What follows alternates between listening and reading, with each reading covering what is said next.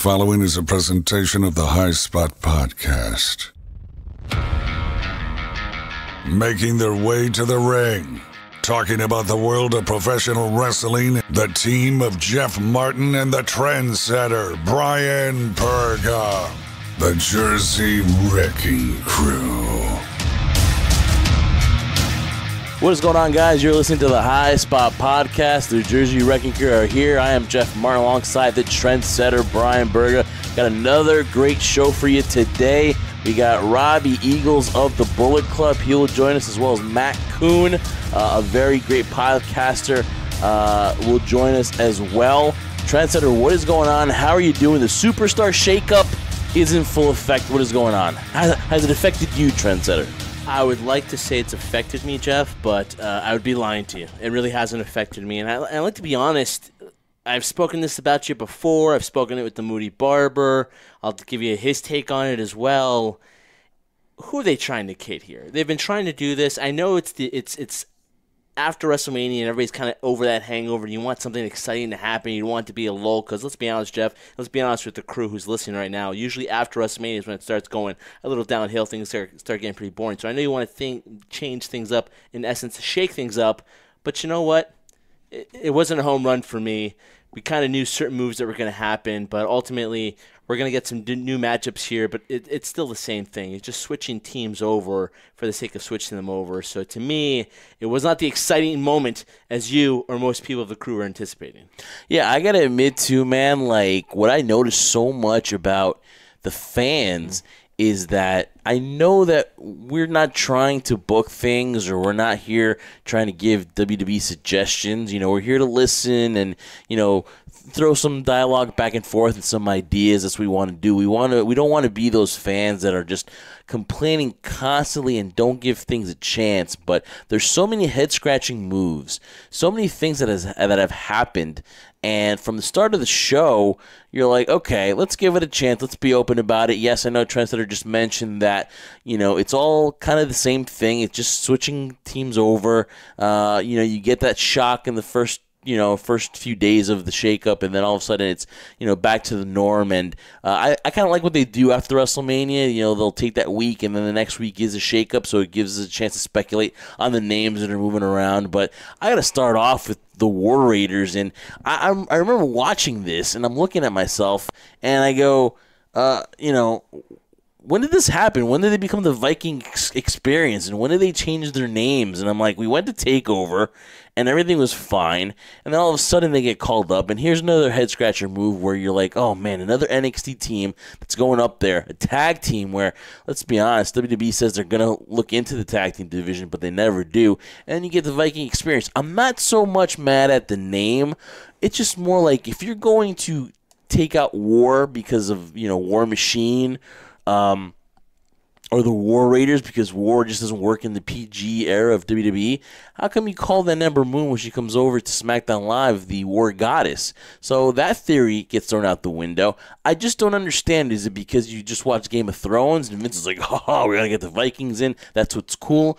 But to me, yes, it's not a big deal. If you're going to be a great tag team, then the name shouldn't hinder you. But I just didn't see what the reason was to, change the name to the Viking Experience. To me, it wasn't about the name change, Jeff, although, let's be honest, when we first heard the Viking Experience, I'm sure a lot of people were just scratching their heads. And even the great Hall of Famer Mick Foley was trying to defend it. Great job, Mick.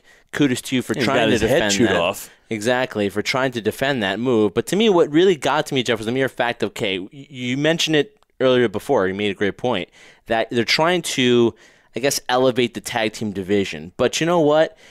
As much as you bring talent from NXT, we've seen some very talented teams come from NXT and get called up to the quote-unquote main roster and has been falling flat. I still myself, as a fan or somebody who's observing this on the outsider's perspective, do not see the emphasis or the commitment that WWE is trying to put into the tag team division. So for me, when you bring the War Raiders, now aka the Viking Experience, to the main roster, as they are still NXT champions, which quote-unquote also, they did not show up with the belts around their waist either, which made no sense because if you're trying to promote your other brand, why wouldn't you bring the NXT titles over as well to showcase them as the NXT Tag Team Champions? You bring them up, you kind of now allow an empty space in the tag team division for somebody else to step up. Okay, I get it. But now what? They're gonna fall in the same lines as Wilder and Dawson. They're gonna fall into the same categories of the Revival. They're gonna get lost in the shuffle. That's my biggest fear. That's my biggest gripe. Because when you bring people up just for the sake of bringing them up, to add bodies or to add that wow factor, it's not going to be too long until maybe 2, 3, 4 weeks down the road where the Viking experience is just yesterday's news anymore. Yeah, the experience becomes more of a not so good feeling. The Viking nightmare. I'd say the Viking nightmare, and the nightmare is that WWE gets bored with it because again, it's like a shiny new toy, and then they come out, and then all of a sudden, you get tired of playing with it. Yeah, and these guys are very talented. Back from the Ring of Honor days or New Japan days, these two guys are legit, and if you use them right, could be a cornerstone for your tag team division. Bobby Roode and Chad Gable.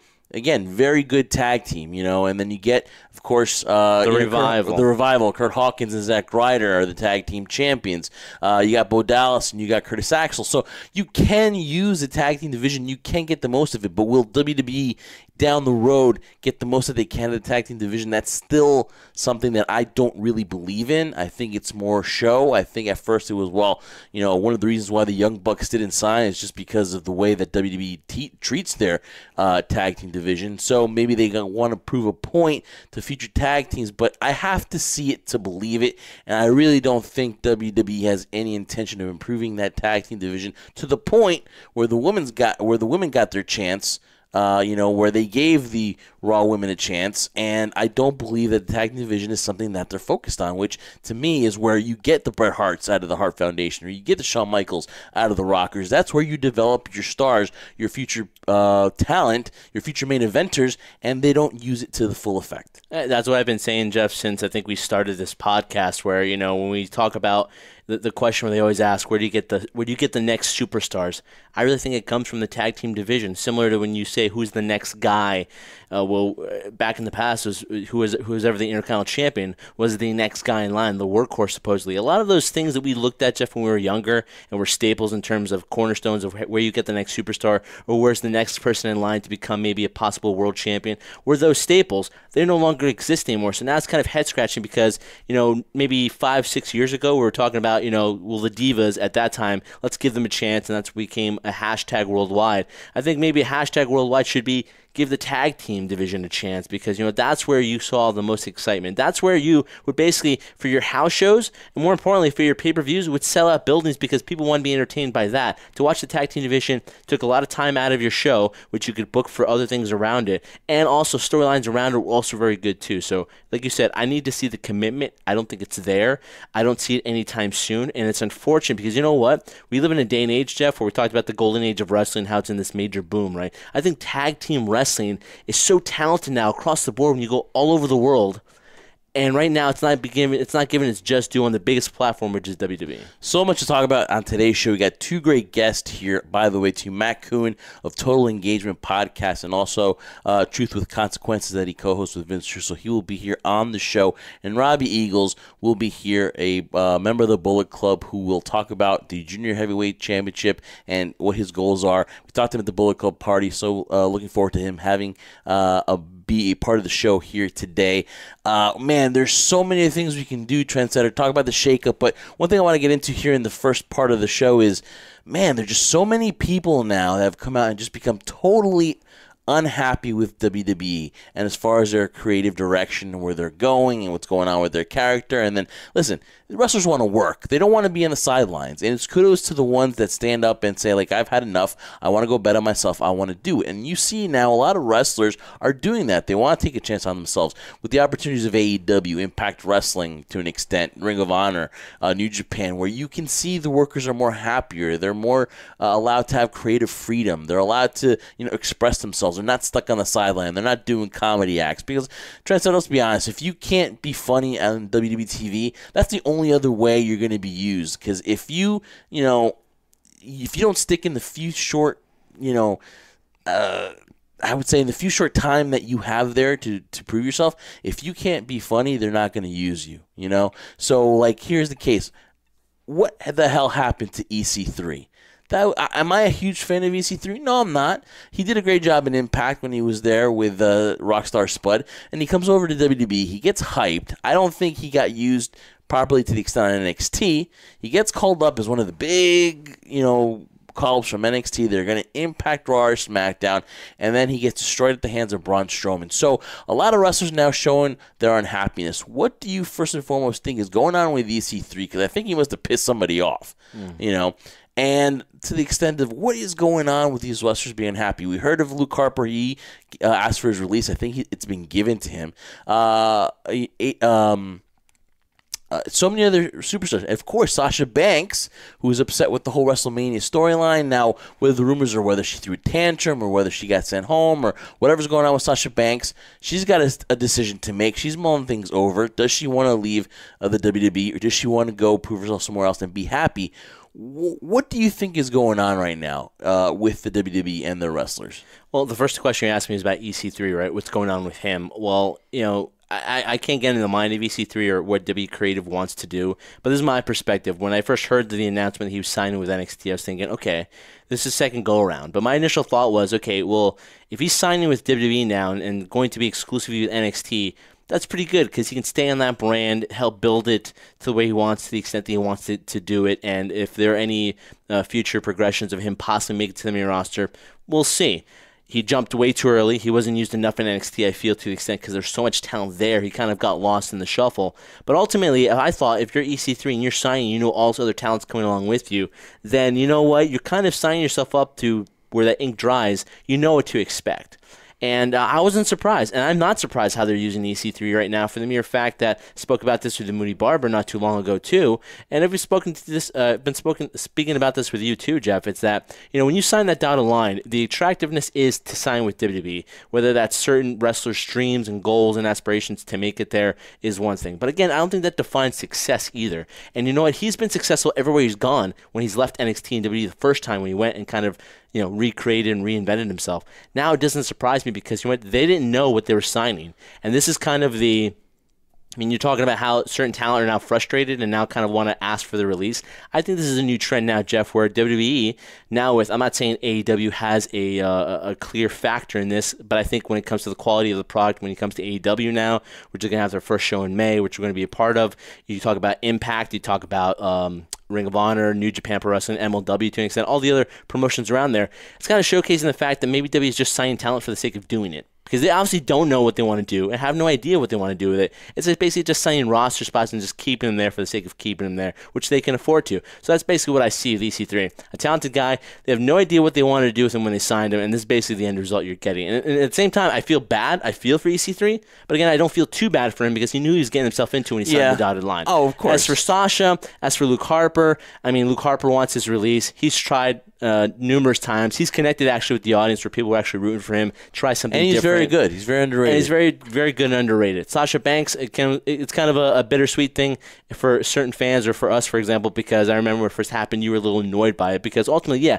if you sign an extension, you know what you're getting yourself into. And now when you see the end result, which is what you kind of thought was going to happen, and now you're complaining about it. But again, when you're unhappy, you're unhappy. I think there's going to be a trend not only with WWE signing talent for the sake of signing them because they want to keep other promotions from having them, but it's going to be now a trend, I feel, that's not going to affect WWE in the long term, but it's going to affect them in some degree because now certain talent that's there, because they have a huge roster, are just going to be like, listen, there needs to be a turn. You have no room for me. Yeah. Let me go and make my money elsewhere because there are a lot of people there, like a Sasha, like a Luke Harper, like an EC3. They don't want to collect paychecks. They want to go out there and do something. And this is what the ultimate result is. They want to get out. Unfortunately, they're stuck where they are. Now, there was rumors of Alexander Wolf. Of course, Sanity broke up. Eric Young is on the Raw roster. If you had to really look with a microscope to see Eric Young on the and that's another poster. One, a very talented guy. And where is he now? He's in obscurity. He's in purgatory. Yeah, basically. So Alexander Wolf, from reports, he was saying goodbye to WWE, but then again now, Ryan Satin, a person, she is saying that he might go down to NXT. He's still under contract, so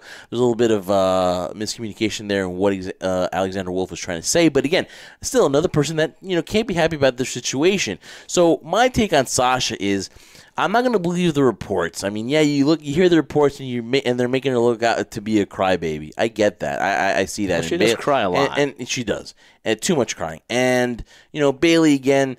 kind of maybe feeling frustrated as well. Maybe not on the same level as Sasha, but again, too frustrated with the role. She goes on to SmackDown Live. So now the question is, Bayley goes to SmackDown Live. I kind of like the idea of Naomi teaming up with Bayley. You had the Hug and Glow connection, which was pretty good.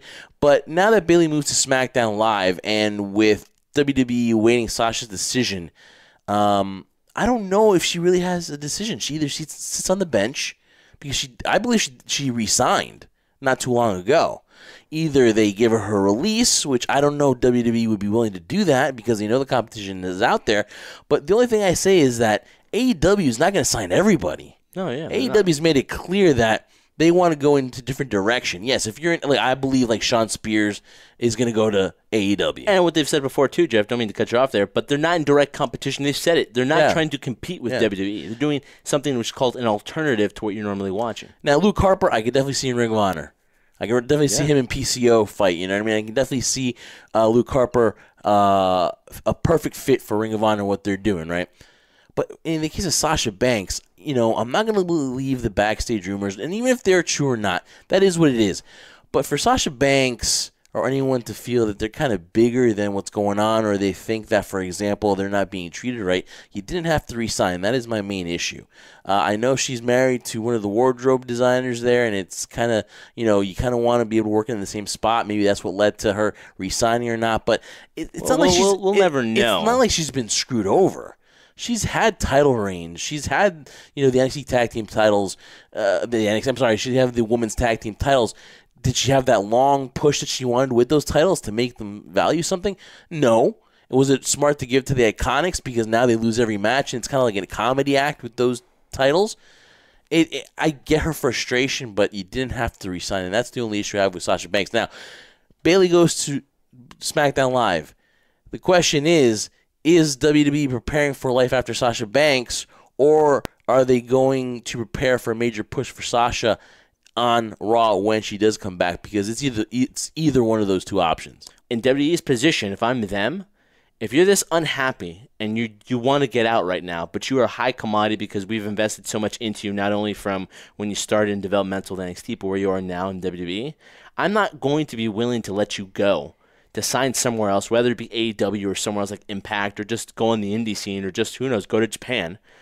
Whatever the case might be, I'm not willing to let go of that because I still want my investment back. That meaning that I'm not necessarily going to use you on TV and give you a major push like you kind of suggested.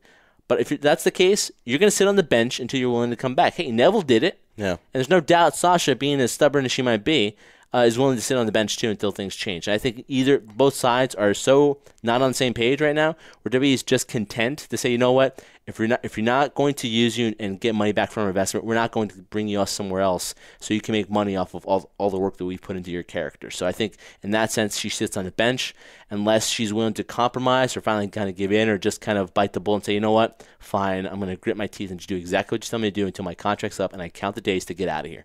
That's what I see happening. Because there's some people that love wrestling. Like, I can see Ty Dillinger, Shawn Spears, go to a Ring of Honor, go to AEW, and they're going to love it because they're going to wrestle in front of smaller crowds, but they're not going to get that WWE treatment as far as the catering, and they're not going to get the travel that they want. They're not going to get that high profile. And some of the wrestlers, I believe, especially Sasha, is going to get a cold reality check if she decides to leave and go someplace else. Now, AEW, of course, listen, they're on a bigger scale now. They can compete. They're going to be, on TNT is what's supposedly going to happen. They might even get some pay-per-views on HBO. A lot of stuff still has to get worked out. They're working an arena at the MGM Grand. So AEW is right up there with WWE as far as the class you're going to get. But sometimes for these wrestlers, the life that you see at WWE is not going to be the same life that you get when you're on the independent scene. So that's one thing they have to also have a reality check as well. It depends on the individual, too, because remember we talked about this, too. Like, nowadays, it feels like people who are asking for the release are either fed up with two things that I can be well known of in terms of just how the reaction is from, social media.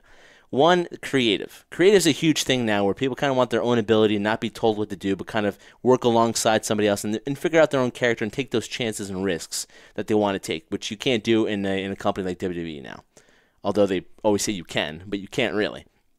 And the second thing is the traveling. The traveling is so extensive in WWE, and the amount of money you're making now in WWE, depending on what kind of level star you are, you could be making that or more now booking yourself and now traveling and doing things on your own, whether you're working for Ring of Honor, New Japan, Impact, et cetera, AEW, you can still make the same amount, if not more, in terms of promoting your own stuff and getting those royalties from merchandise that you're selling now on your own. But the traveling is less because now you dictate your schedule rather than your schedule being dictated for you. So I think those two factors are huge when it comes to not necessarily in the case of Sasha, which I kind of agree with you. She would get a rude awakening. I mean, people would want to sign her, but she'll get a rude awakening that life's a lot different on this side other than the WWE. But it can't be a terrible thing. Maybe it'd be a good awakening for her. But ultimately, I think most talent are willing to take away the catering, all those luxuries, supposedly those luxuries, for dictating their own schedules and having their own creative control, because for sometimes that traveling is just so mentally grinding on people that, you know, the job becomes unwanted to do it. Especially when you feel that you can do more. If you're like Becky Lynch, who's always wanted the spotlight and she's finally got it, right now it's fulfilling. But if you're there and you're sitting on the sidelines, or you feel you can be doing more, I mean, Sasha's one of the, you know, the four horsewomen, right, in the whole WWE. She, alongside Becky, Charlotte, and Bayley, were the ones that kind of started opening the doors here with main eventing, of course, culminating with the main event at WrestleMania. Yeah.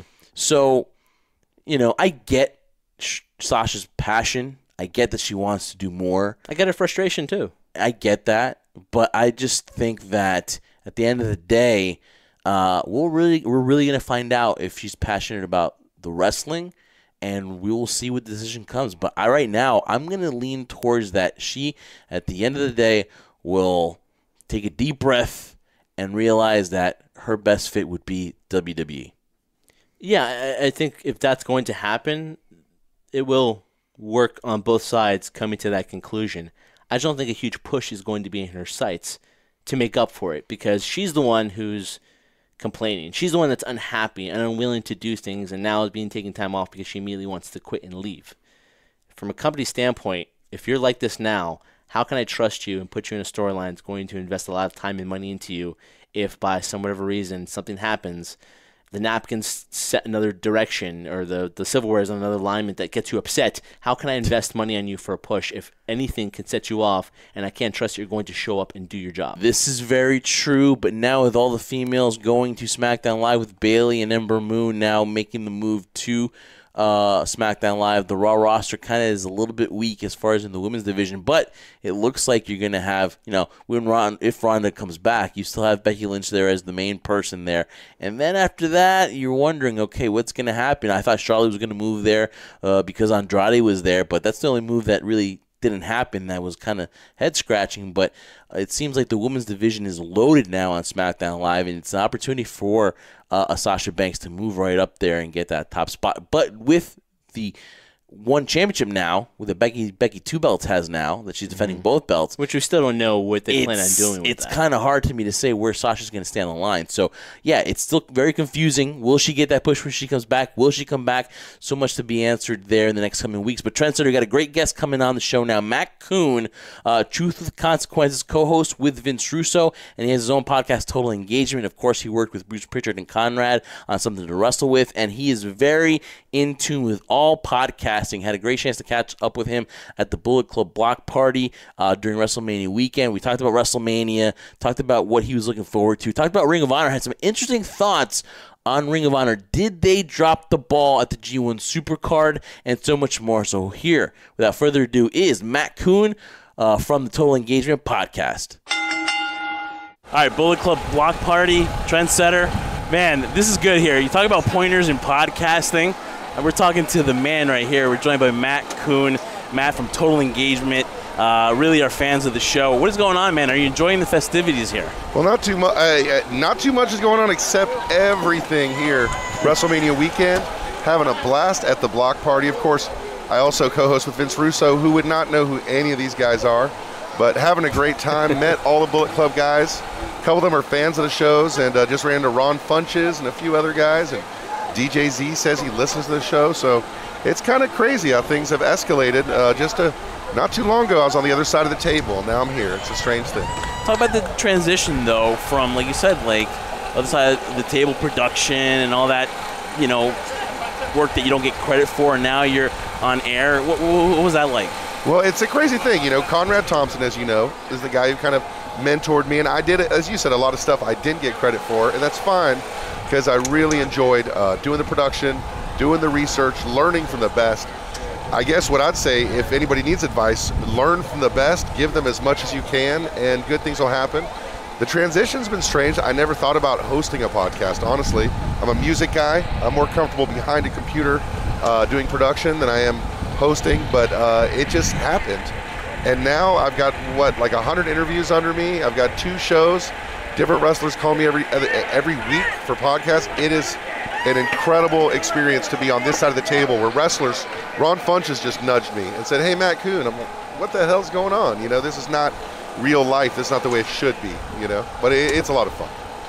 What would you say is your best approach when it comes to whether you're interviewing a wrestler or talent in terms of trying to get the best out of them? Because everybody always tries to, find the best way of kind of breaking that wall, because everybody's a little bit defensive initially because you don't know who the person is. How do you approach that? Do you make it more of a conversation, or what's your approach to an interview? Well, I think there's a couple things.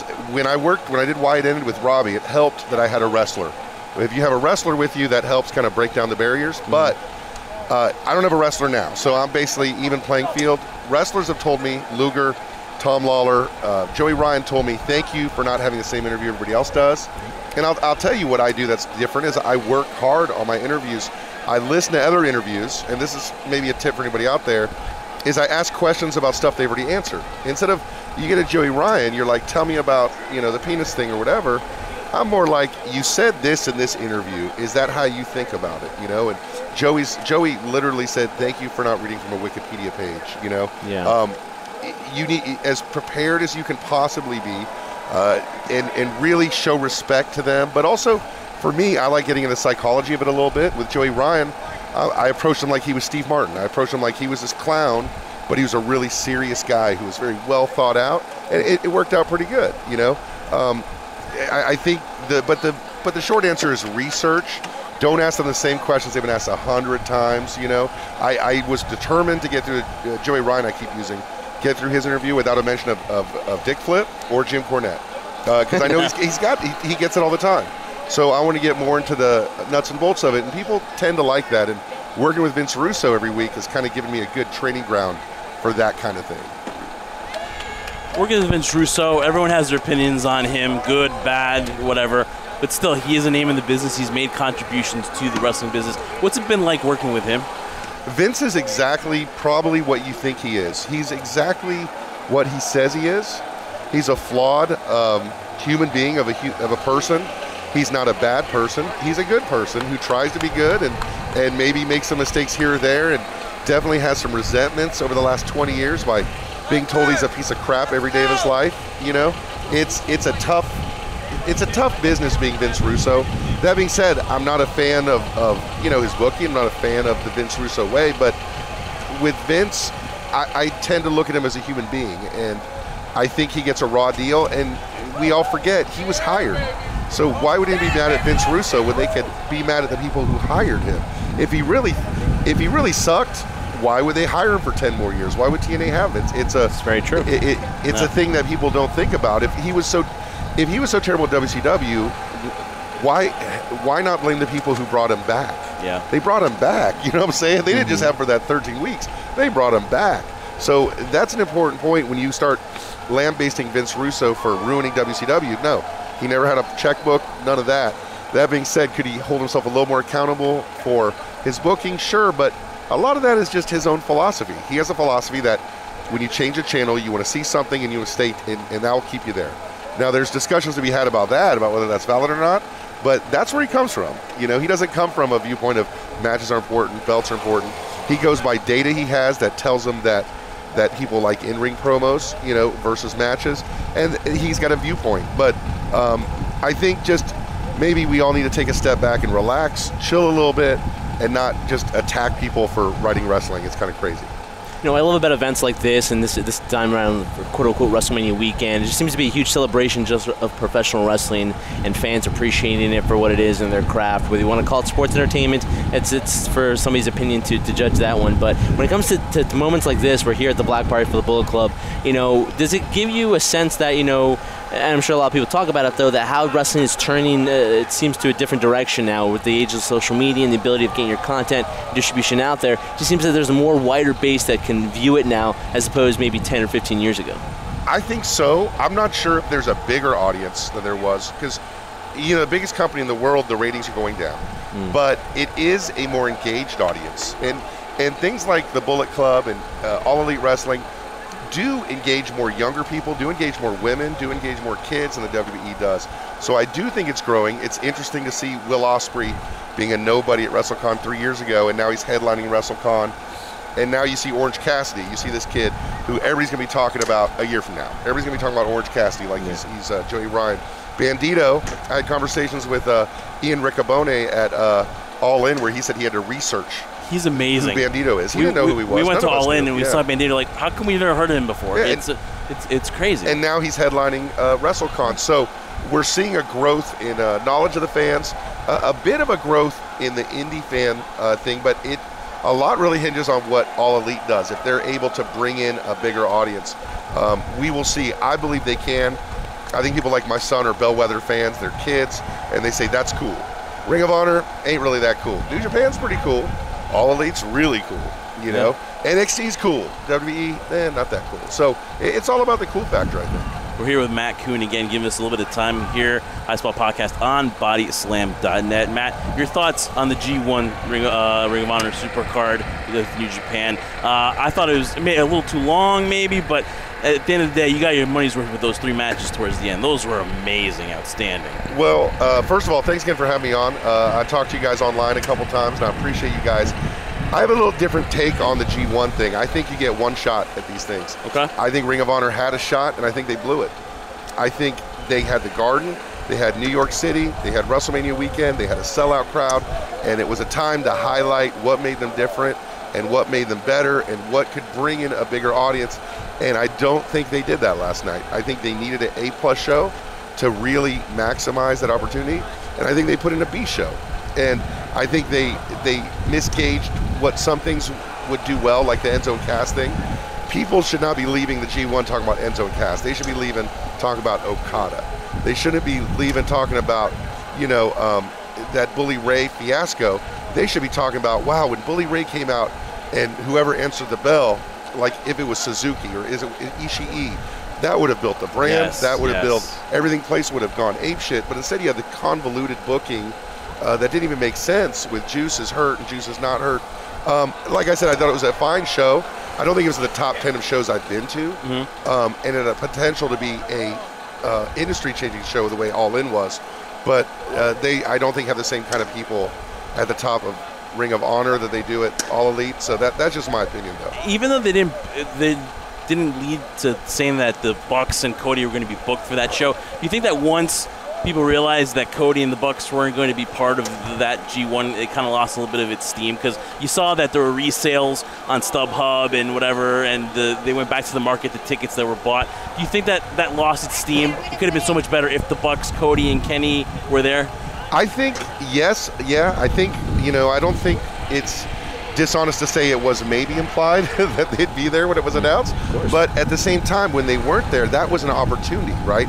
It's an opportunity to grow these other brands, to grow these, to grow the Okadas stateside, to grow the Matt Tavens, in a bigger way, to really highlight a PCO, to do those kind of things.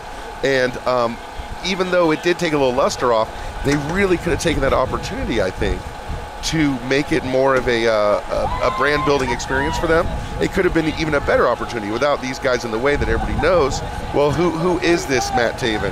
Who is this PCO? And who is Cheeseburger or whatever the hell? And that opportunity I think was there. It definitely took a little bit of the luster off, but the Okada and Ishii and Suzuki and all those guys, people were there to see them too. Yeah, and going about the fact that I agree with you when it says that, they put out a great effort, from a fan standpoint, it's a great show just when you're watching professional wrestling, especially the quality in which you're watching.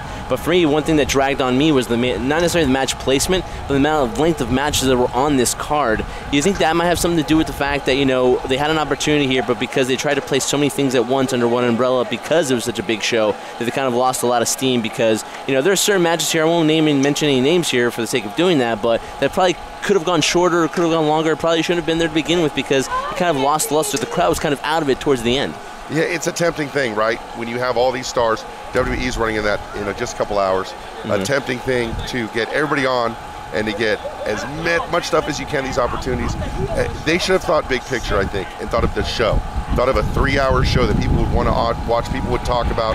They wanted people the next day on Twitter to say, dude, check out this show. They didn't want check out this match. Certainly not check out this 10-second highlight that wasn't even on air of Cass and Enzo. Yeah. I totally agree. I think they could have kept it and really focused on the show, like had a meeting, everybody go, guys, this is what we need to do. This is our plan.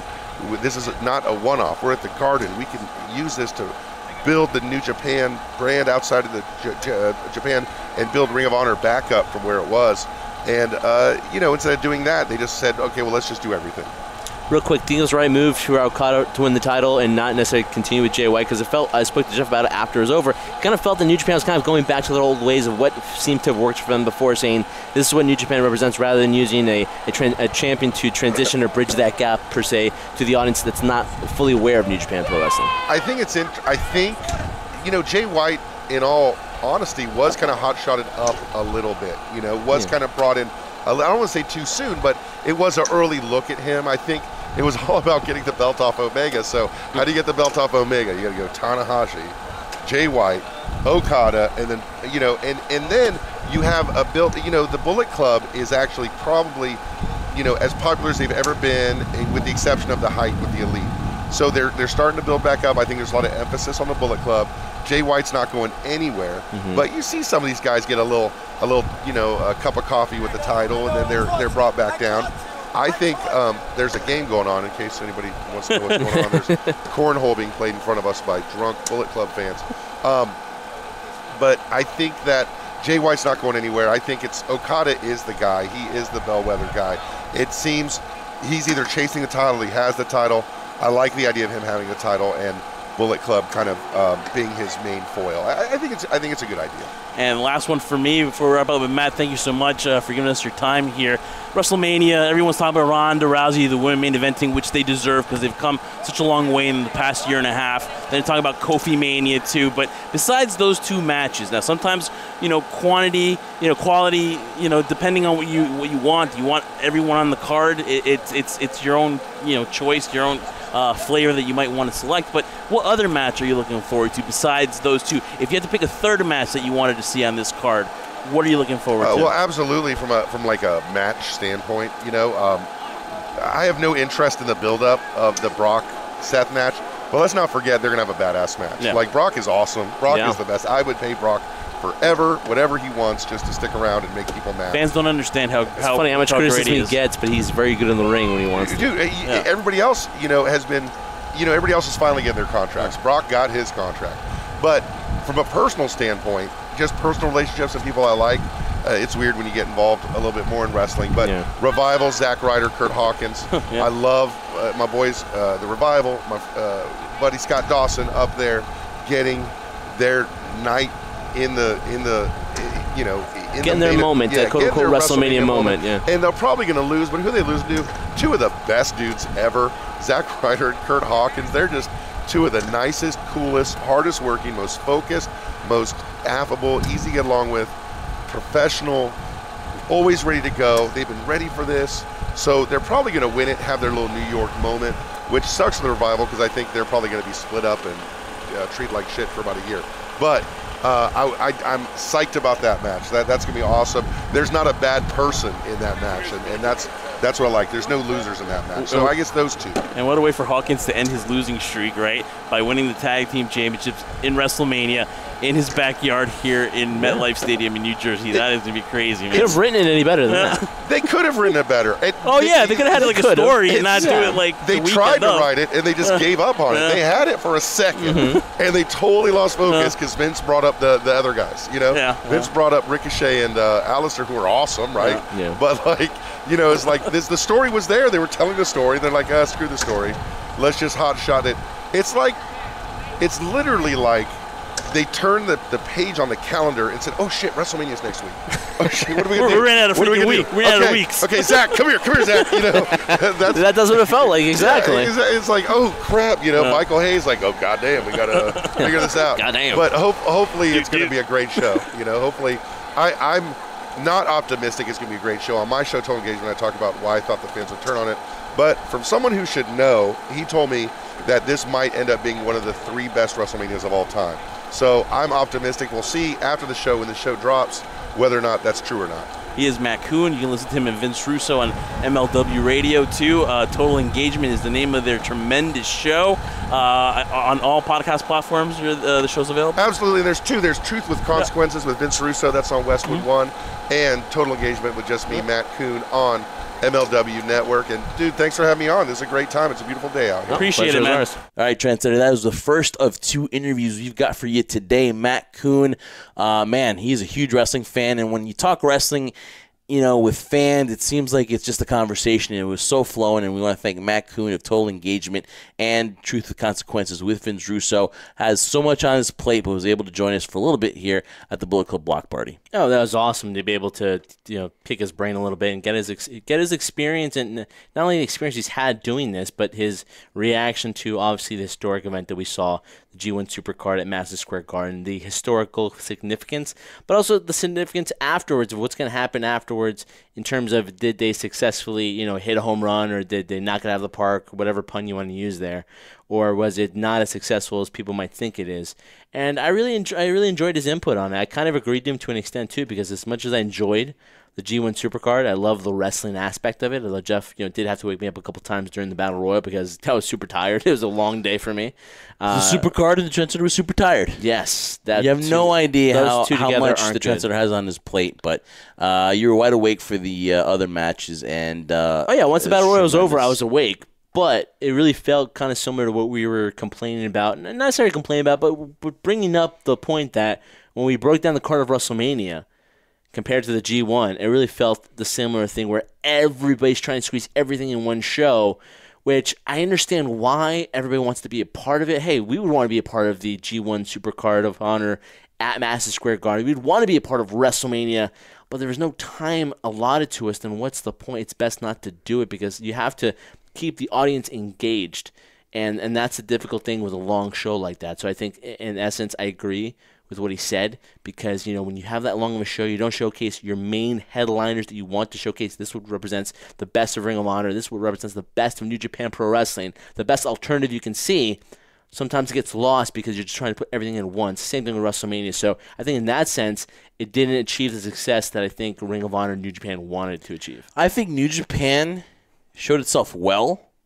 I think to have their biggest star on the biggest stage at the biggest event in Madison Square Garden for Ring of Honor in Japan, for him to walk away with the IWGP Heavyweight Championship, I think they did a great job. I think Ibushi and Naito, for the fans that wanted to see. Here's the thing. The fans wanted to see Naito and Ibushi. The fans wanted to see Jay White versus Okada. But I think where Ring of Honor kind of not dropped the ball, because that's too harsh of a word. I think Ring of Honor had a great showing, but I just think at the end, it wasn't about the Ring of Honor World Championship as much as it was Matt Taven's moment.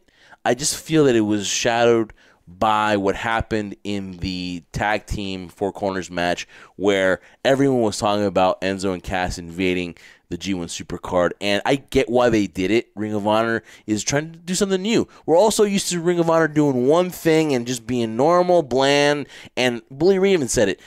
NXT, why do I keep saying NXT? ROH has to step it up. ROH is now in competition. As much as they don't want to admit it, AEW is competition. There are other ways to watch your wrestling. There's so many startup companies now, so many ways to watch your content.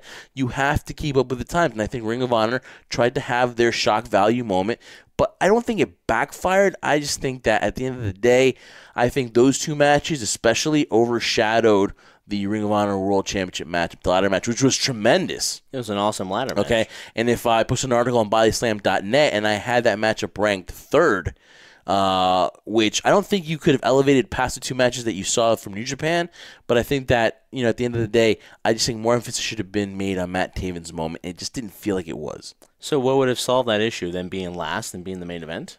Do you think that what you just mentioned before, that the focus wasn't on the Ring of Honor World Heavyweight Championship. I felt the way the card was being built, that the main focus, in a way rightfully so, should be for the New Japan Pro Wrestling Championship, because the IWGP World Heavyweight Championship, just because New Japan's making its way over the East Coast was so historic. I mean, granted, Ring of Honor's never worked Madison Square Garden before, and both worked at the same time. But I thought when you looked at it, New Japan in Madison Square Garden was more of what everybody was talking about rather than Ring of Honor. No disrespect to them. What I had the gripe was the fact that as much as you were in favor of Okada winning and becoming the champion in an event like that, I felt that, to me, it was just showcasing, maybe being a little too critical myself too, and I'll give you that. But I thought it was more of New Japan going back to what worked for them before in the past. Not that Okada isn't a worthy champion, but he's had a very lengthy reign. And it's all about the wrestling business trying to see something different, right? So when Okada wins the championship from Jay White, it can always come back where Jay White reclaims it again. But in a moment like that, who is it more important for, I always ask myself. I think if you put Jay White in that situation, you elevate him, although people will question and debate whether is he ready for it or is he not. That's so huge to showcase that New Japan is going in a different direction. When I see Okada winning, I'm like, now you're going back to your old ways. So how are you going to bridge that gap now? Supposedly you want to bridge across, because now we know what the ticket sales are for the events now for G1 Climax. The G1 Climax. And I'm like, you're losing Momentum. But more importantly, you're losing that general audience that you want so badly, because now you're really just sticking it to hardcore fans, which I can't believe I'm going to be the one to actually say this, but you have to appeal to that general audience more, because those diehards are always going to be there. And so that's where I feel they're losing momentum. They're going back to the old ways, which was kind of didn't make me feel too good ending the night. Talking about Dallas to the G1 Climax, we talked about that with Robbie Eagles and of course Chase Owens too, which you'll hear down the road with the block party, the interviews. And wondering if what hurt more. Did Ring of Honor get hurt more by losing the ability of having Kenny, Cody, and the Bucks and Hangman Page, or did it affect New Japan more losing that kind of talent? I feel it hurt New Japan more. I really do. Because you have a guy like Jay Lethal, Matt Taven, who's been working extremely hard, working his ass off to get this moment. I think he'll carry the company pretty well, and they'll have some stars. They're slowly building themselves up. And Ring of Honor has never been known, at least in my opinion, they've been known for great quality wrestling talent, but never known for huge, gigantic superstars. When you look at New Japan, Kenny Omega was that huge superstar. Not that Okada and everybody else we mentioned who are known being New Japan guys are, but when you lost those guys, you lost that appeal from the fans. I think it hurt New Japan more, which is why we talked about this before. I feel like New Japan is now saying, you know what? We tested the waters there. They went their other direction. You know what? Let's go back to the way things were, which is the safe route to go. I agree. But, if you're trying to expand things and try to go to that new age of wrestling fan, then you're kind of excluding them that way. Yeah, it was a momentum killer, honestly, and I know they did not advertise the G1 and ROH in New Japan. They didn't advertise the Bucks, Cody, Hangman, and Cody there. But a lot of people were expecting that they were going to be part of it. Yeah. And man, that would have been by far the best show of the whole weekend had they been there. And it just shows you that I think by the end of the year, here's a prediction, Trendsetter.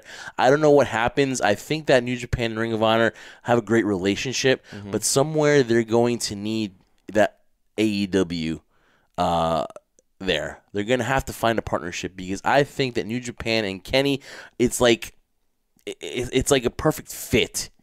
And I think that eventually, if they want to gain that momentum back, they're going to need a Kenny Omega. And Kenny Omega had no issues working any of those shows. It's just that they couldn't come to an agreement. AEW, of course, has the Bucks and Cody, and he's going to lean towards his friends. But I don't think it would have been an issue, whatever happened, to having Tanahashi versus Kenny, having Okada versus Kenny for the final time. Imagine that build.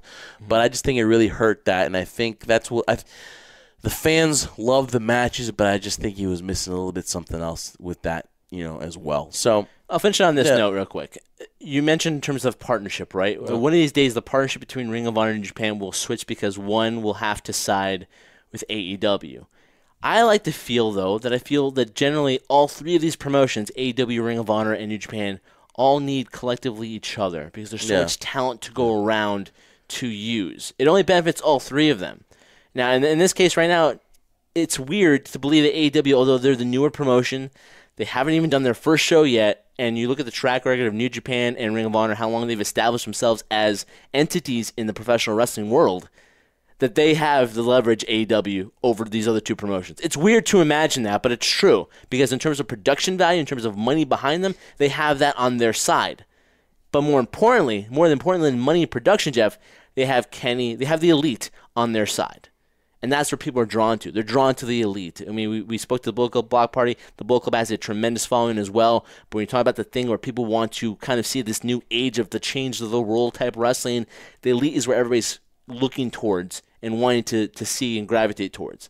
So I think it only benefits me, at least. How it would happen, I have no idea. But I like to think it only benefits all companies if all three of them work collectively together. Yeah, and they did last year. It's all about working together and changing the world. Well, AEW didn't exist last year. Yeah, but you did see. It seems like you did see the Ring of Honor team with Impact. You saw, more collaboration, and I think that's what needs to happen in 2019. So my prediction is I think by the end of the year, there's going to be some kind of partnership between AEW, New Japan, and Ring of Honor. That's crazy that we went into this because there's so much to talk about, the Superstar Shakeup, but Matt Koon just tells you where our hearts are right now. It does. We still got maybe some G1 Supercard hangover, but again... but the Shakeup is not shaking me up so much right now. But again, I want to thank Matt Koon for joining us. Of course, he is the host of Total Engagement, and, of course, co-host a podcast with Vince Russo, Truth with Consequences.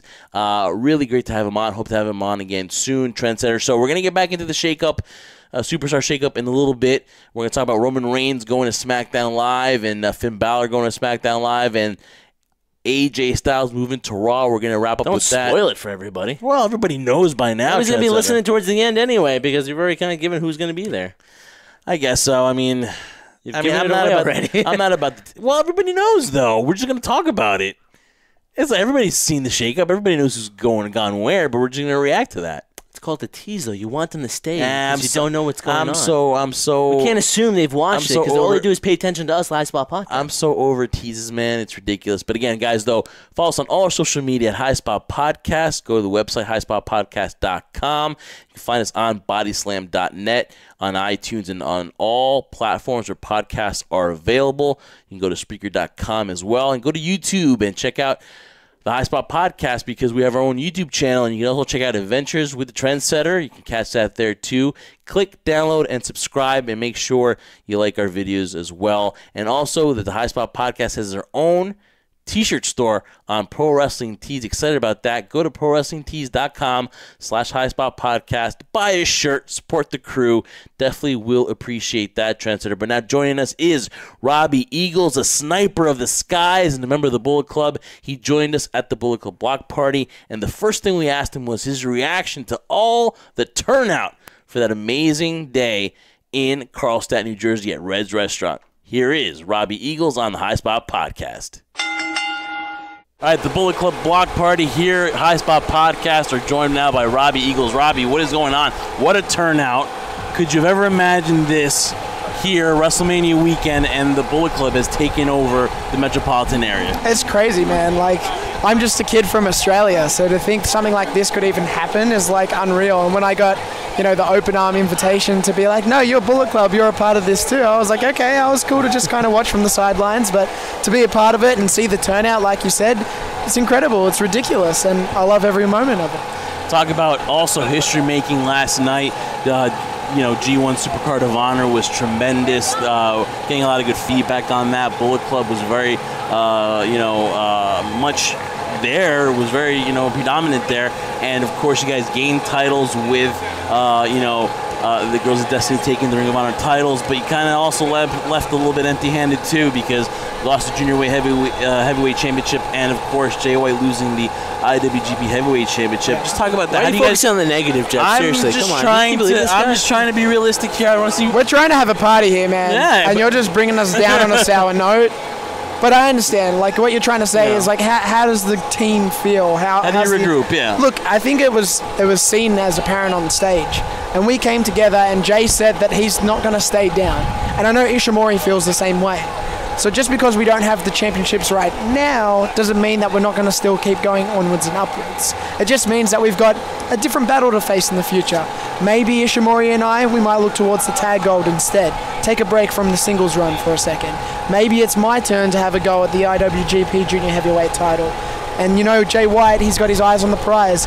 I think wholeheartedly, Jay White, his destiny is to have the US, the Intercontinental, and the IWGP Heavyweight title all at the same time and be the first Triple Crown champion. Why not? He is that amazing in the ring.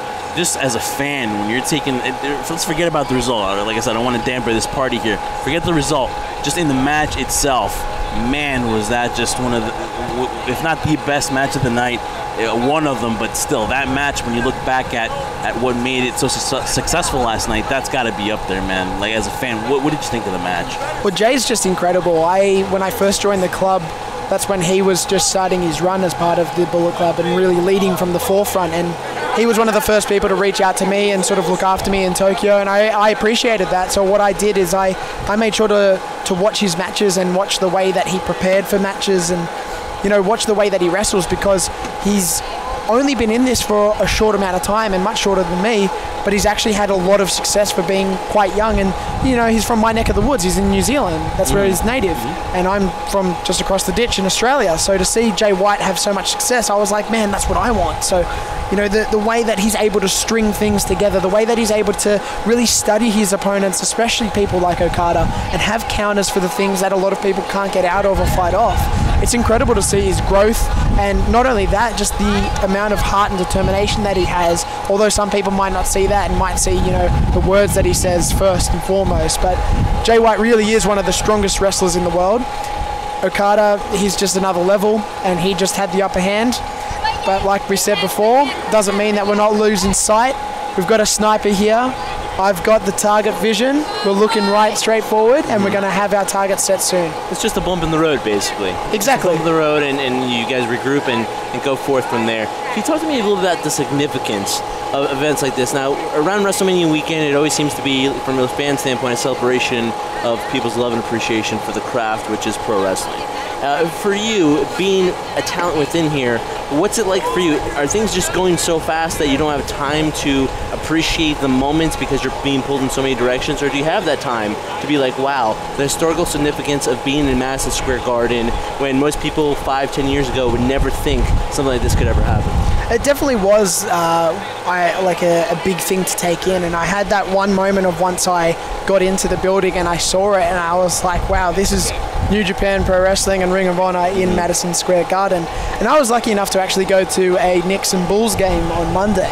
Okay. So I went to Madison Square Garden for, you know, what it was predominantly known for, the sporting Robbie, industry. You went to see the Knicks. I'm sorry about that, man. Hey, man, it was a good time, and to see it for something like a basketball game, which is, you know, something that not a lot of Australians say that they can do. Yeah, but your first impression is the Knicks game. It's just, oh my God. You can go back being like, oh my God, man. They love basketball, and no, I'm joking, but no, it's Madison Square Garden. It's tremendous, that atmosphere.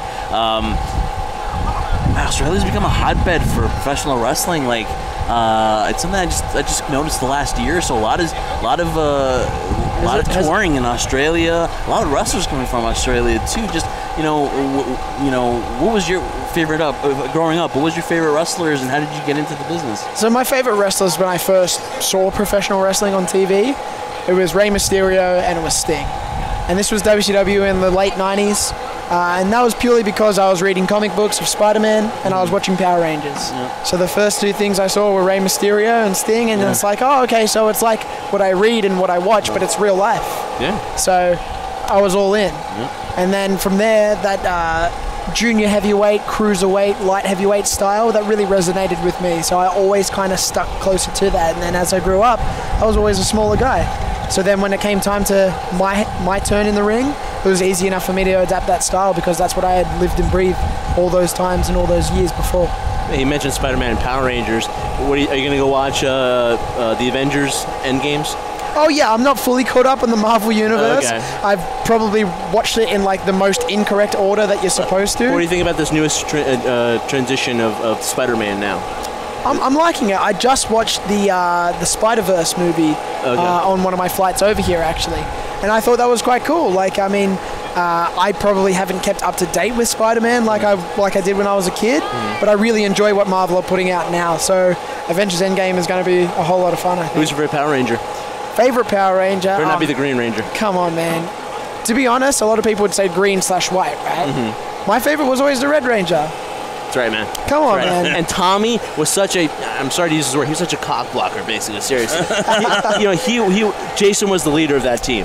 Tommy just came in and just took things away. Jason was always the leader. Tommy was just this outsider, man, and as an outsider, you can't just come in and start leading. Yeah. It's not like what I try and do in the Bullet Club. I don't go, all right, guys, thanks for letting me in. All right, now listen to me. Yeah, no. Yeah. Doesn't go down well. There's rankings. I love this, guys, because you guys have helped me out segue into the next question. So this is, you guys are making this so easy here. You're welcome.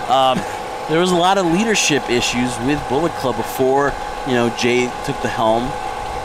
You obviously watching from afar before, you joined.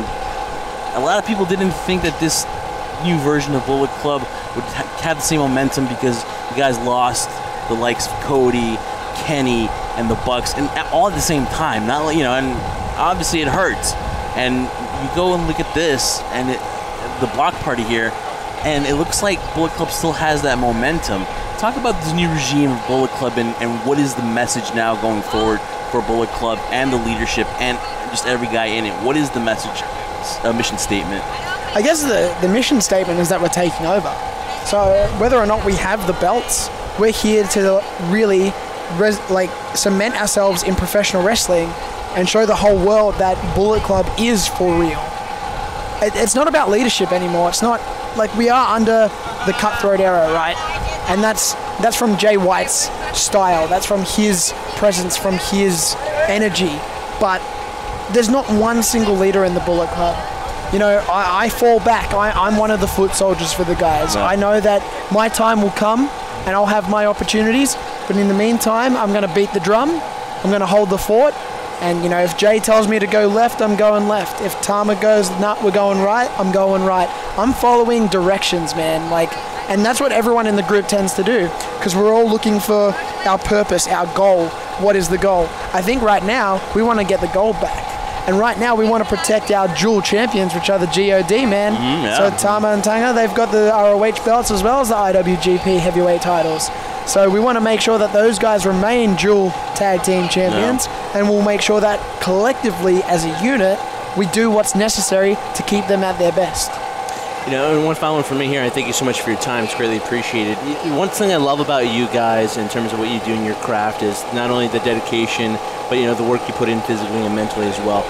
Pro wrestling is an evolution. As one's career, as you evolve, as you progress, your careers go up and down, basically.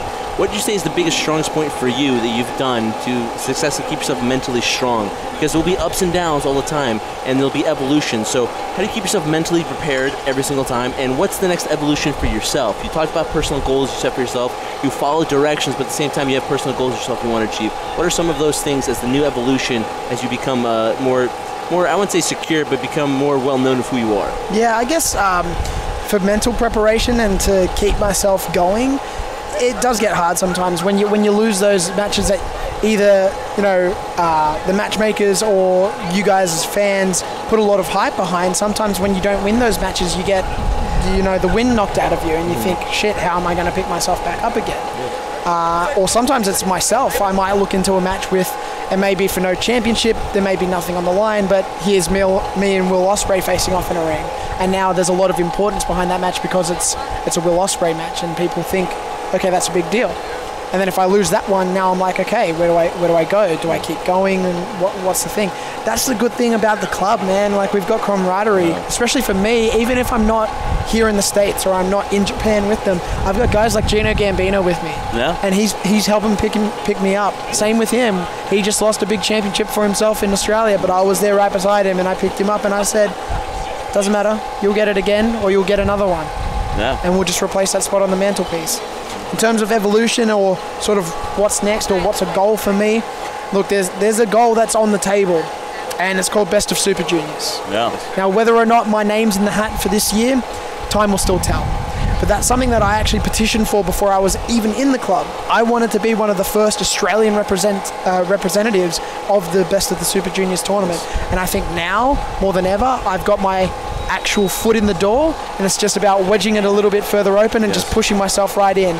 So I've got the club, got my back. Whether or not we're petitioning in the right way, whether or not it's Ishimori's time to go in there as the sole Bullet Club member, or whether it's better to have two of us and, you know, eventually have an all Bullet Club final, I'm down for whatever. Hey, the true winners are the fans, you know. To see something like that would be amazing. That'd be a dream match up there too.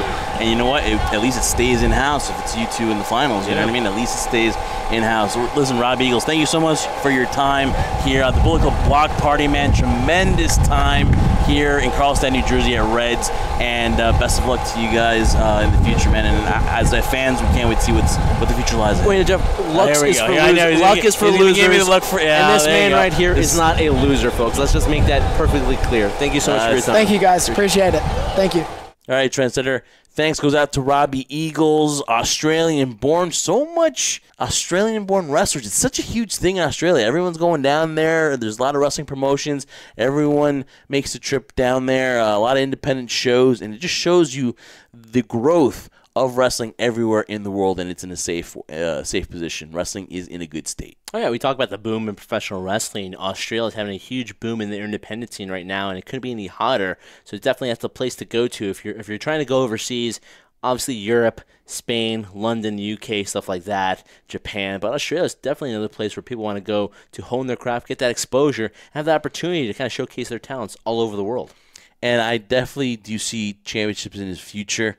Very, very big fan of what he does, and again, 2019 is going to be a great year for him. He was talking about the best of the Super Juniors, so hopefully we can see him in that too. So definitely a bright future for Robbie Eagles, man. And man, all this content from the Bullet Club Block Party. Great to have Bad Luck Fale on last week.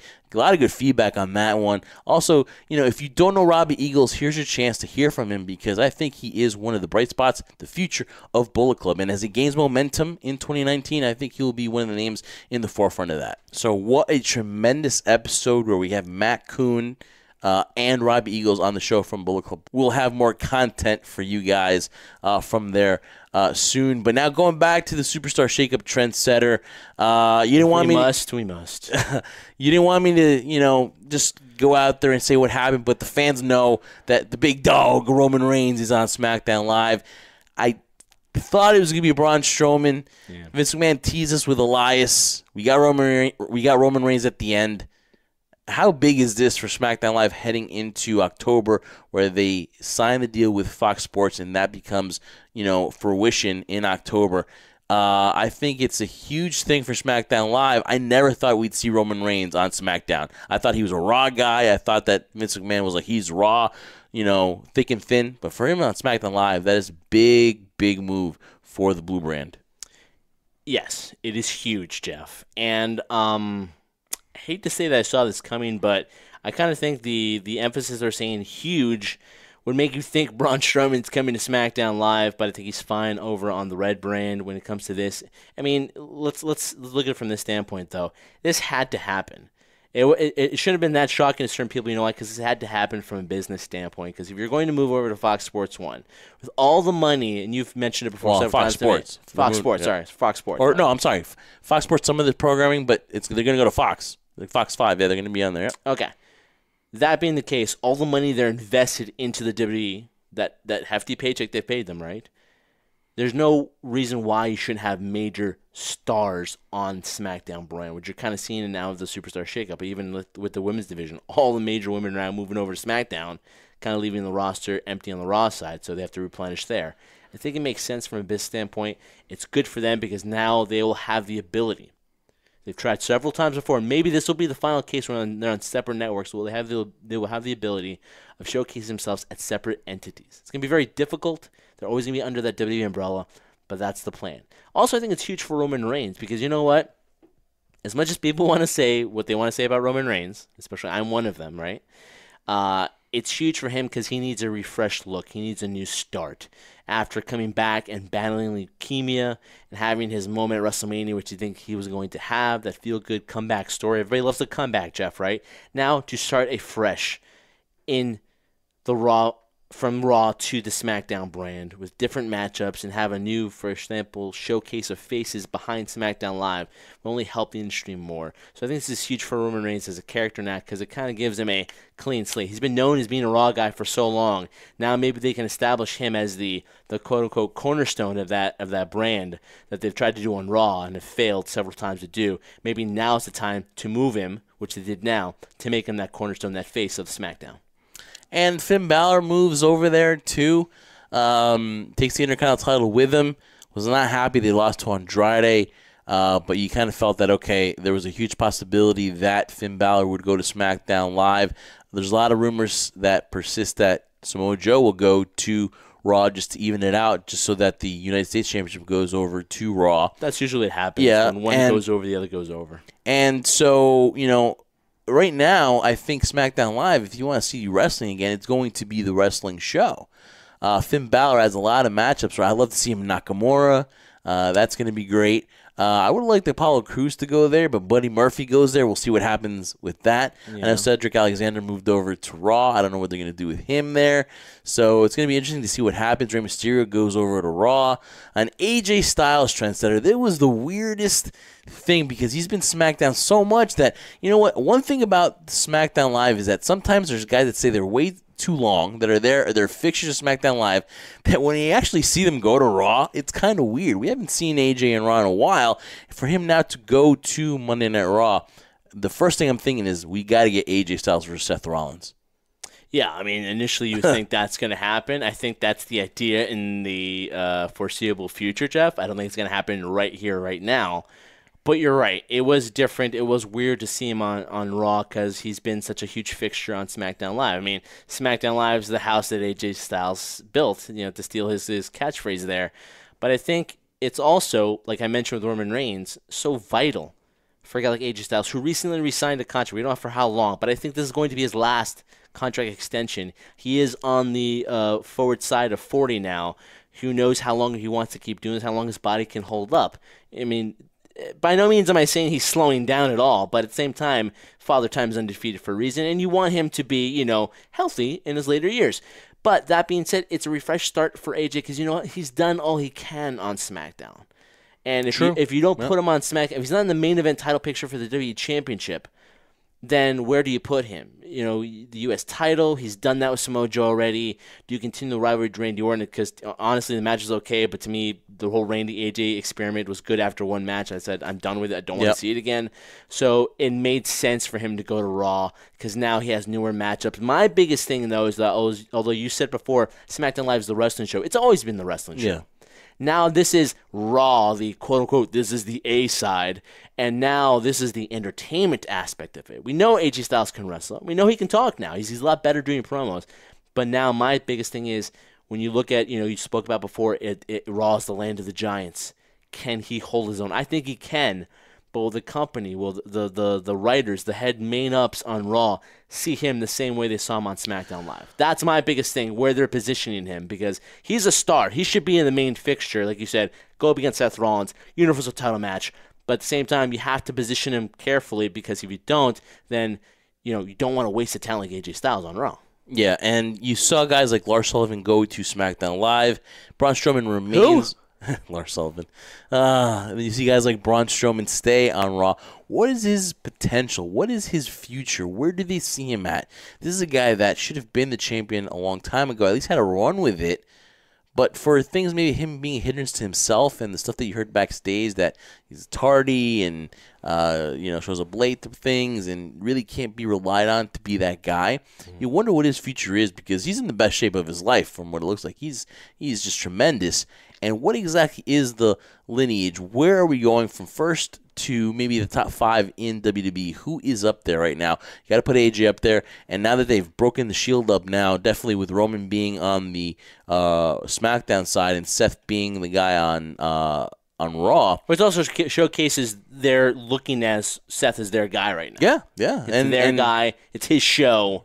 We're building around him. It's been a long time coming for Seth. So happy for Seth Rollins, too. So Drew McIntyre stays on Raw. Oh, yeah. So he stays there, so he could be a contender for that championship. So there's a lot of good matches to see, but I think that SmackDown Live, as far as the women's division, they really loaded up on competition there, and we'll see how Raw is able to, add depth there. So they lost a lot of people. Ronda's not there, and Ronda Rousey taking some time out from WWE too, whether it's to start a family or to recover from surgery on her hand. I think it's both. We'll see her later than sooner, I think. I mean, they said she's going to take some substantial time off. She hasn't really indicated when she's coming back. They're saying maybe late summer or maybe in 2020. So, she is not coming back anytime soon, at least. That's the case, unless WWE really needs her badly and the little classic Vince McMahon, hey, I'll owe you one if you come back, Ronda. Who knows about that? But to quickly answer your question about Braun Strowman, though, Jeff, something I've noticed, there's a pattern here. Tell me if you agree or not. When it comes to gigantic big men like that, like a Braun Strowman, a Big Show, even go back to the days of Andre the Giant, I feel now more than ever, as much as you and I say, oh my God, Braun Strowman's it can't be any hotter than he is right now when he had that huge run and people were just chanting for Braun Strowman and get these hands chants, right? I think the big hesitation now that I look at it, why Braun Strowman isn't the champion. I mean, all those things you said could be a deciding factor too. Is he a dependable guy? Can he be the face of this company? Can we depend on him to show up and do this and not be late, et cetera, et cetera? But my thing is, when you put the title on a person like that, it's very difficult, and I know we're talking about the world of make-believe here in pro wrestling, but it's very difficult to now put that person as an underdog, because how can you make it believable that somebody else can beat him? Brock Lesnar was a perfect example, but Brock Lesnar wasn't a giant. He's just a giant of a man, Brock Lesnar. He's the beast. We put Braun Strowman as champion. We put Big Show as champion. We put a guy like Andre. This makes it difficult. So once they finally reach that peak, okay, you finally reached the goal. You became champion, but now we don't root for you because everything's so easy for you. Yeah. I compare it to I love comic books, right? But you know why people hate Superman? Because they can't relate to Superman. Yeah. He's a man of steel. He could just bend everything. People relate more to Batman because he's human. You can you feel for him. Oh, he can get hurt just like me. Superman. Oh, if you don't have kryptonite, you're done. You can't fight him fairly. I think that's similar to Braun Strowman. It's just so not believable. So that's why, unfortunately, I think that's what's been hesitating him being a champion right now. Yeah. I mean, that's true. I mean, that's very true. It also happens to just the underdog story in general, too. Just because you're an underdog, once you get that championship, okay, then what, Yeah. And I've said that a lot, too, is like, we want to cheer for you, but once you get that prize, once you achieve it, then, okay, then you become one of them, and we're still the underdogs, you know? So we cheer for you to an extent, but then once you receive it, then it starts to wear off, and we start to dislike you, too. So that's the wrestling business right there. One thing that I want to get to before we wrap up here is that Kevin Owens, I like this Kevin Owens. He's funny, but at the end of the day, he's always been funny. Yeah. He is hilarious, even when he's a villain. I like this Kevin Owens. I think it's going to lead to something where, Kevin, because he's too nice. He's becoming too funny. And I think he's better in the heel role. But I like this Kevin Owens. I'm going to give it a shot. The Big O. I'm going to give him a shot here. But to me, I know that WWE will not do this because the New Day still makes cash for them. But it's just so obvious here, and I posted this on Twitter, Instagram and Twitter, is that it is just leads up to the perfect Ciampa and Gargano template here, where Big E becomes resentful because he was easily replaced by Kevin Owens. Then Big E comes back from injury, and then you start seeing the resentment. You start seeing the jealousy. The lust in the eyes, brother, because of that championship is around the waist of Kofi Kingston. And why not Big E? And then all of a sudden you see that shocking heel turn. I don't know when, I don't know where, before SummerSlam. And then you get Big E versus Kofi Kingston at SummerSlam as one of the main events, and Big E beats Kofi. And you still have that title on an African-American champion, which is awesome. And you can have that rivalry go into, as long as you want it because it's fresh. And Kofi makes Big E a star. And Big E, to me, as a heel, would be amazing. And he has star written all over him. Yes, he's funny. He's hilarious. But, man, he would be a huge star and a big heel if he were to turn his back on the New Day. And that's just, food for thought. It's just too easy, but I don't think WWE would do it. I'm a star. I never thought of myself as a star. He's a star. But, no, yeah, it does make sense. I mean, you're right. New Day makes a lot of money, but I feel personally they've done as much as they possibly can. Can they continue doing it? Here's the thing, right? To me, it reminds me a little bit of DX when Triple H wanted to kind of venture off on his own, wanted to be a singles champion. And all of a sudden you see Billy and Road like, oh, why are you breaking up the band? We're hot as we want to be. Yeah, but you don't want to just be known as just that. And I'm sure, when Big E, when he first started in NXT, he was a singles champion. He was NXT champion as well. There was a lot riding on him as a singles competitor. Just so happened he worked better. His personality showcased more when he was part of the group of the New Day. And I think now he's figured himself out enough where he can now, I feel, a guy like Big E can venture himself out on his own as a singles competitor. I'm sure a lot of people don't want to hear me say break up the New Day, but it just makes sense. Things don't last forever. Teams break up. This would be shocking. You know how they love panning into the audience? Yeah. You can see little kids crying into the little pancakes that you just picked up, and then boom, Big E just turns and you get a heel Big E. Because you emotionally get invested and you can feel the emotional disconnect if that were to happen too. And with Xavier Woods in the middle, torn between and all that stuff, and oh man, it would be a great storyline. It would be a great storyline, and people would be invested, and people would want to see the outcome in it. And regardless of what happens, they would just be curious to want to see it, which is what you want. You want people to be emotionally invested in these storylines, so it would be great too. So yeah, I see it happening. I feel New Day has done the most it can do now as a group, because the last thing you want a group like the New Day is to be stale. And I feel they're kind of getting that way now, because they've done everything they can. So I think ultimately when Big E does come back and he recuperates from his surgery and he's back to 100%, hopefully sooner than later, I really feel that's something they should do. But again, this is WWE we're talking about, Jeff. So a lot of things can supposedly happen. But I've seen a lot of responses though on Twitter of saying, yeah, that makes too much logical sense. That's why WWE's not going to do it. So who knows? We could be talking for the sake of doing it. But in terms of storyline booking, would be a great storyline to dive into and to indulge. Yeah. And anything else you want to get to, Trendsetter? Anything else on your mind that I didn't bring up and stuff? Well, the Moody Barber messed up my hair. Oh my God! I was growing out a mohawk, guys. I was developing a new look. The Trendsetter was kind of being dormant for a while, as Jeff still calls me that. Coming up with a new look, and the Moody Barber, he's in one of those moods and kind of screwed it up. Damn it! But I forgave him anyway because I love the guy. But yes, that was kind of depressing. Now, what I want to talk about is, maybe R.I.P. to the Riot Squad as Liv Morgan goes to SmackDown Live. Oh no! Rest in peace. Apollo Crews actually ends up going to SmackDown Live, but didn't get TV time. And Chad Gable. I've always liked Liv Morgan. I think that there's more to her that we could see in terms of just the personality. So we'll see what happens there. And they broke up Gable and Bobby Roode. What? No. No, you can't do that. Mickie James goes over to SmackDown Live too. We haven't seen Mickie James in a while, have we? That's a sad thing. That's sad, man. Oh, believe me, I'll never complain seeing Mickie James ever. But no, it's amazing, guys, that Jeff and I do the show, the High Spot Podcast. We try to be as consistent as we can. Things outside of our realm of control that Jeff and I are just, our schedules are crazy, but we still do this because we love doing it. And we try to put up content, too. If we don't have that show during the week, we do try to put something out there for you guys. Yeah, Jeff puts out articles. I will be putting out articles hopefully sooner than later on bodyslam.net.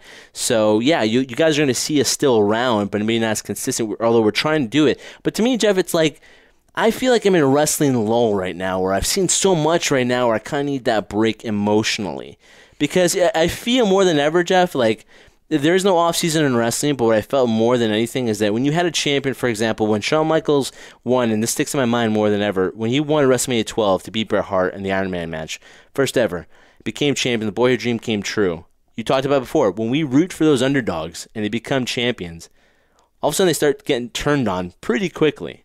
So I'm trying to in my mind, reflecting my own brain here, of like, why is it happening?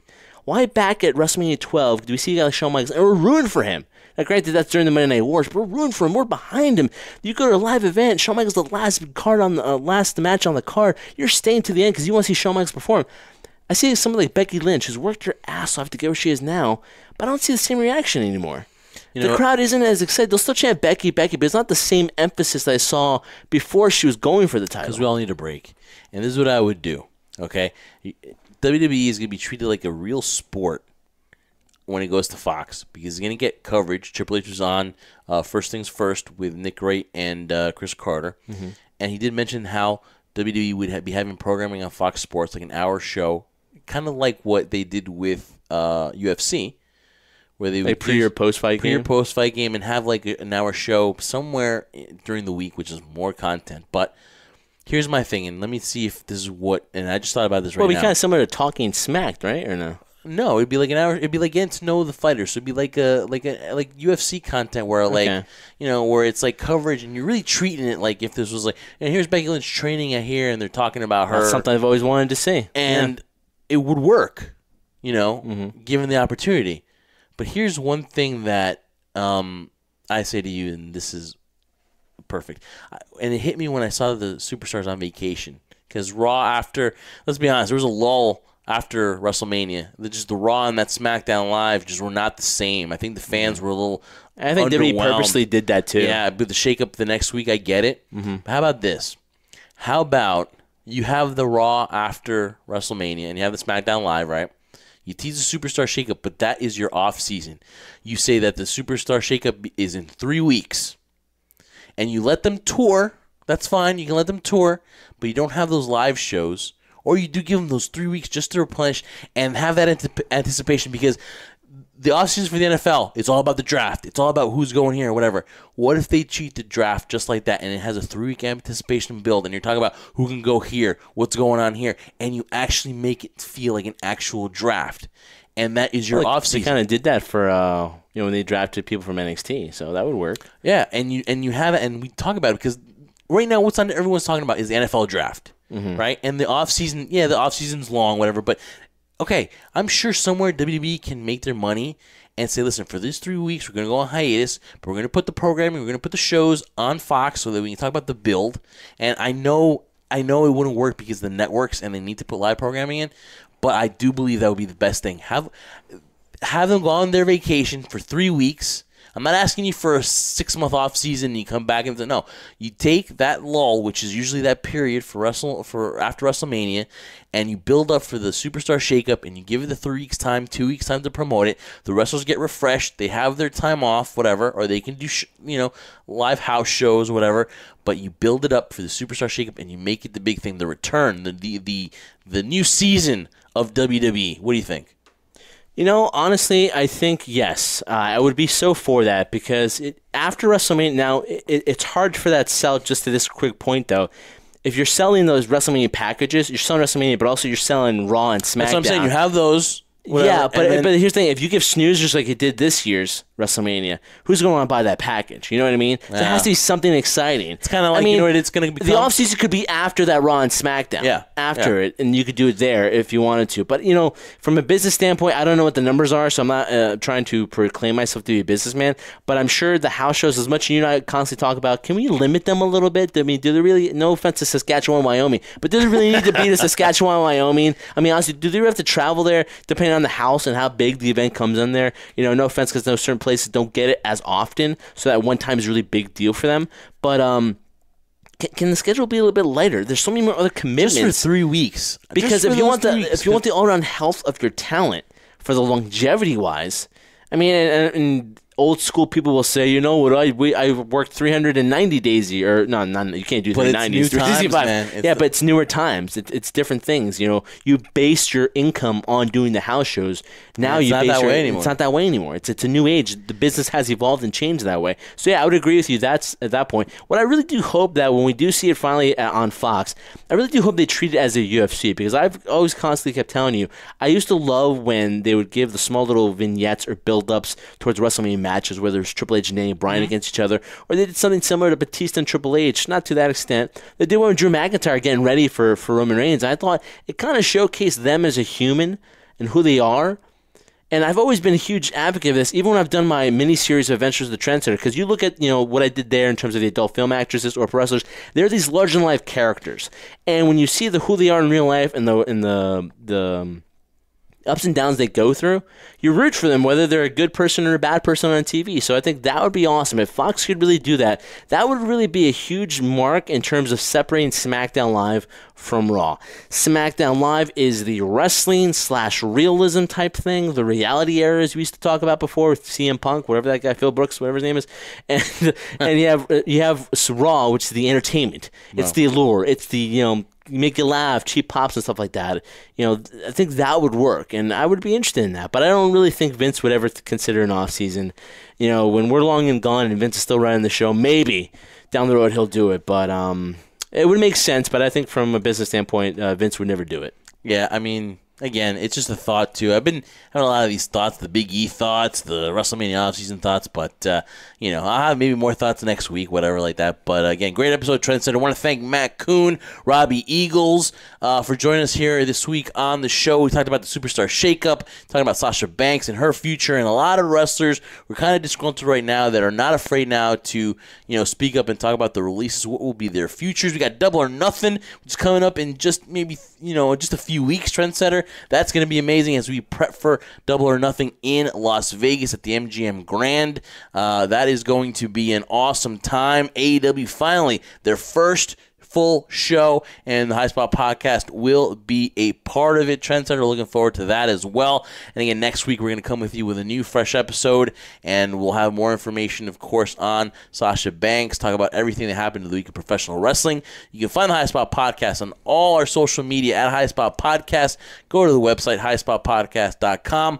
Follow us on bodyslam.net, and we're all podcast platforms are available on iTunes, Spreaker.com, Radio.com, the B Plus Player Radio Network, and also the Shining Wizards. And you can catch the YouTube and Adventures with the Trendsetter on YouTube. Like, subscribe there too as well, Trendsetter. Go ahead. Yeah, and don't forget to visit the newly going to be redone website, adventureswithtrendsetter.com. Not only will it be dive into the world of the adult film industry, but other things that I'm interested in, mixed martial arts, entertainment, mainstream entertainment, Comic-Con, DC, all that stuff that's in the near future. When will I have the time to do it? God knows when I'll have the time to do it. Maybe when I'm dead, I'll have the time to do it. But I hope you guys enjoy it with all the content Jeff and I do on the High Spot Podcast. And please also visit Pro Wrestling Tees. Buy our merch, guys. You want to support us? We love the subscriptions. We love the follows. Hey, represent being a crew member and buy the merch. As I say, buy the shirt. We really appreciate it too, because it just showcases the fact that Jeff and I, we call this a labor of love,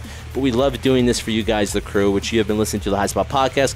For my tag team partner Jeff Martin, I am the Trendsetter Brian Burga. Wishing you guys a great week. We'll be back next Friday with another episode, enjoying it every single time, and we make time for you guys, because if you haven't figured it out by now, and you're never going to figure it out. But I'll tell you anyway, we do this for one reason and one reason only.